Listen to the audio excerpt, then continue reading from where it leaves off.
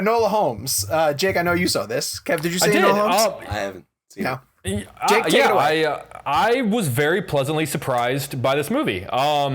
It tells the story of, and I did not know this, but apparently Sherlock has a sister named Enola Holmes, and her mother, played by Helena Bonham Carter, goes missing.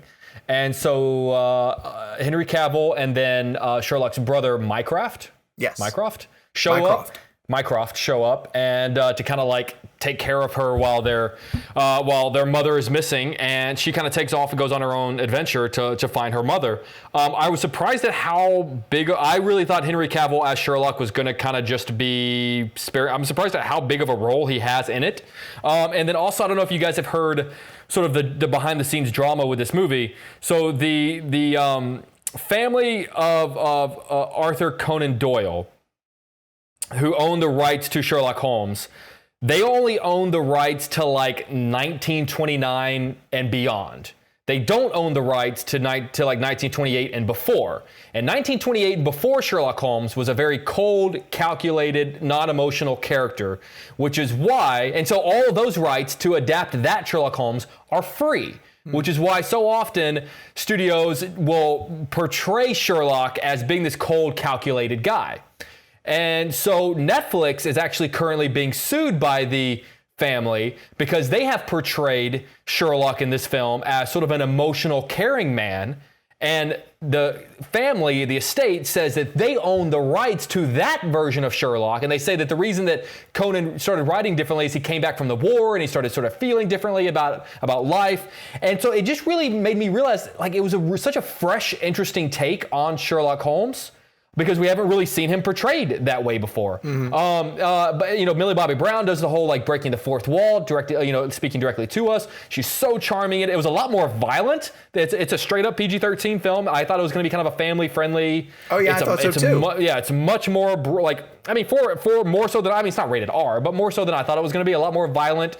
It's layered and it's complicated. It felt a little long. It could have been trimmed by a good 15, 20 minutes, but I was very pleasantly surprised. Did Cavill do press for it? I didn't see him do anything. He didn't do the junket that I did. I'm surprised he didn't do much for it. Yeah. He might be shooting The Witcher. I wanted to shout out The Verge for having the best headline for that story that Jake was mentioning, because they say Arthur Conan Doyle's estate sues Netflix for giving Sherlock Holmes too many feelings. It's the best headline. That's awesome. Was there any moment in the movie when Enola's nose started to bleed because she was thinking too hard to solve the... No. It happened at the 11-minute mark.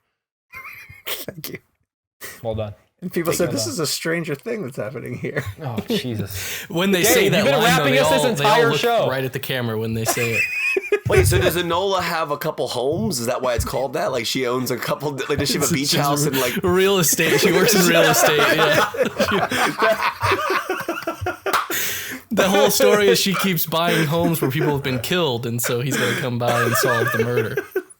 Did they digitally put a mustache on Henry Cavill this time? Contractually, they were obligated to. Oh my God, that would have been amazing if they digitally reversed it. Oh, or but they put like a different one in every scene.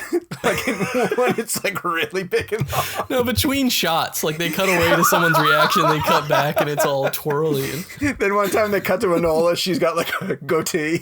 In all honesty, I love Millie Bobbie Brown, and I'll watch it because of her. She's actually somebody I like to watch just in regards to like any performance she does. I think she's a really, really talented actor. Yeah. And I didn't know much about Enola Holmes until Jake described it just now, but I mean, I knew about the premise of it, but I'll watch it because she's in it. I think she's an amazing actor. Better Sherlock Holmes, Cumberbatch in the Netflix shows or Downey Jr. in the movies? Downey. I prefer the Downey version. I'm going to go Cumberbatch. Downey's doing Downey's version of, he's doing like a... elevated. He's doing British Tony Stark. Yeah, Tony Stark with a little bit of Captain Jack Sparrow. I like the first one a lot. The second one, dude, Guy Ritchie and Downey's Holmes. I love that movie. I thought that was awesome. I love the movies. I just felt Cumberbatch is better. And to be honest, I think I might like Jude Law more than I like Robert Downey Jr. in the Guy Ritchie movies. I think you're supposed to. I think that's kind of mission accomplished.